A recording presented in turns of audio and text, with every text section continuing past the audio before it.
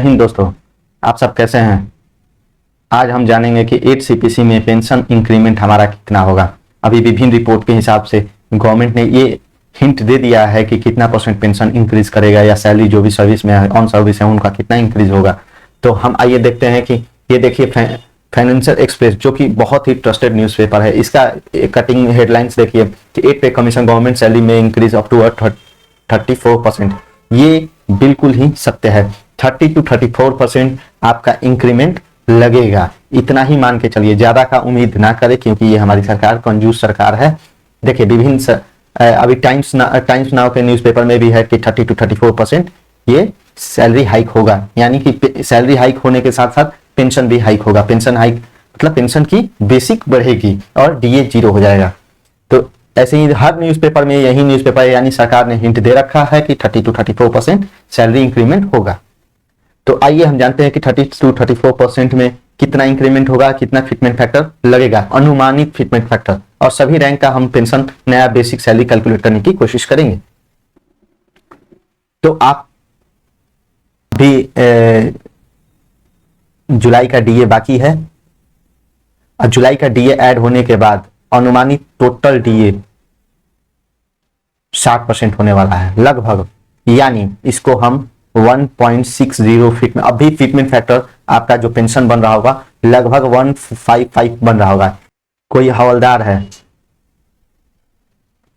उसकी पेंशन 24,763, अभी वो आरोपी की रिगार्डिंग है, 24 साल जो सर्विस किया उसका सर्विस 24 है, इसका 1.55 करेंगे तो आपका पेंशन 38,383 रुपया आ जाएगा, 82 पॉइंट समथिंग आएगा, लेकिन 83 राउंड फिगर में होता है। तो आपका इतना फिटमेंट फैक्टर अभी चल रहा है, यानी 1.55। अगर इसमें 4% डीए लग जाता है यानी 1.59 आपका फिटमेंट फैक्टर हो जाएगा। अभी करेंट फिटमेंट फैक्टर आपका जो कि अभी 1.5 चल रहा है, अगर 4% डीए जुलाई में बढ़ा तो आपका फिटमेंट फैक्टर 1.59 हो जाएगा।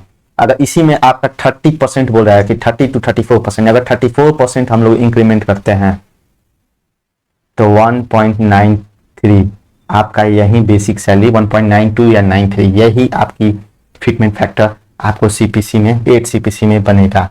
तो मैंने एक्सप्लेन कर दिया है कि 1.93 कहाँ से आएगा, अभी क्या फिटमेंट फैक्टर चल रहा है, और आगे जुलाई के बाद जुलाई का जो डीए लगेगा उसके ऐड होने के बाद आपको फिटमेंट फैक्टर बनेगा। और 32 मैंने 34%, गवर्नमेंट ने बोला कि 30 से लेकर 34% तक पेंशन इंक्रीमेंट होने को है, तो मैंने 34 रखा है, तो जिससे अभी का फिटमेंट फैक्टर 1.93 बनेगा। 8 सीपीसी यानी 8वां वेतन आयोग में आपका फिटमेंट फैक्टर 1.93 100% लगेगा।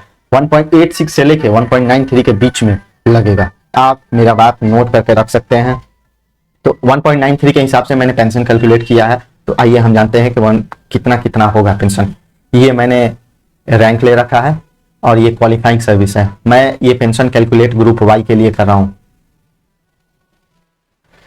तो क्वालिफाइंग सर्विस अभी ओआरओपी 3 के रिगार्डिंग आपको पेंशन इतनी मिल रही है और 8 सीपीसी में आपको 1.92 के हिसाब से कैलकुलेट करके रखा है।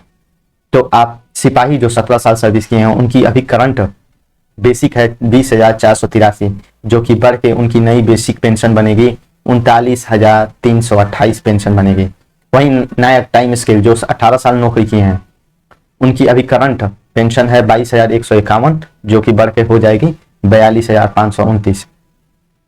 वैसे ही हवलदार की जो 24 साल सर्विस किए हैं उनकी अभी बेसिक सैलरी 24,763 है, जो कि बढ़ के 47,544 हो जाएगी।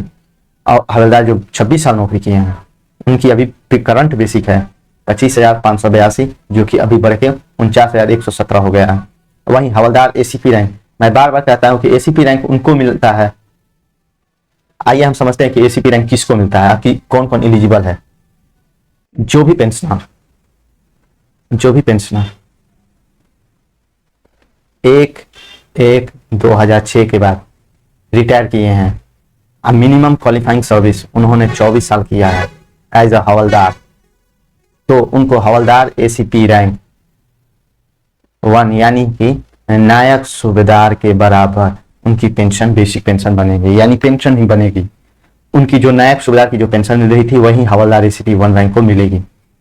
जो मिनिमम 24 साल से प्लस नौकरी किए हैं, 24 साल 1 दिन, 24 साल 2 दिन, 24 साल 4 दिन, ऐसे करके।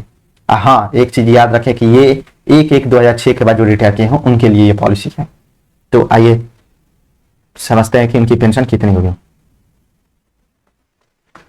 अभी हवलदार एसीपी रैंक जो 24 साल नौकरी किए हैं उनको 26,825 रुपया अब भी उनकी बेसिक सैलरी बेसिक पेंशन बन रही है।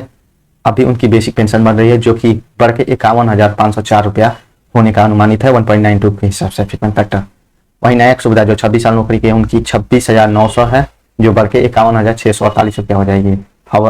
सुविधार जो 28 साल सर्विस किए हैं उनकी अभी करंट बेसिक OROP 3 के रिगार्डिंग, नहीं कि 2000 OROP 1 के रिगार्डिंग, OROP 3 के रिगार्डिंग उनकी 30,175 है, जो कि बढ़ के 57,936 रुपया नई बेसिक पेंशन हो जाएगी। और वहीं सुविधार मेजर जो है 30 साल सर्विस करने के बाद उनकी अभी करंट OROP 3 के रिगार्डिंग 34,425 रुपया बेसिक है, जो बढ़ के 66,096 रुपया आपका 8 CPC में अनुमानित है कि हो जाएगा आपकी नई बेसिक पेंशन।